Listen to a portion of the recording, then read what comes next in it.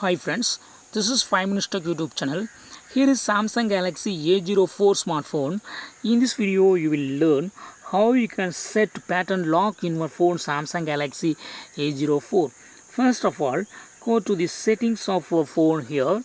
Then go to lock screen and here select the screen lock type. This is a screen lock type and select it.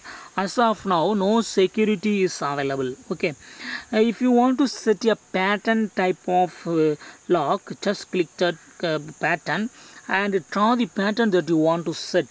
Here I would like to draw this pattern. Okay, then again you go to draw the same pattern to verify. Click on next and again draw the same pattern to verify and click on confirm and it will be recorded. Just wait.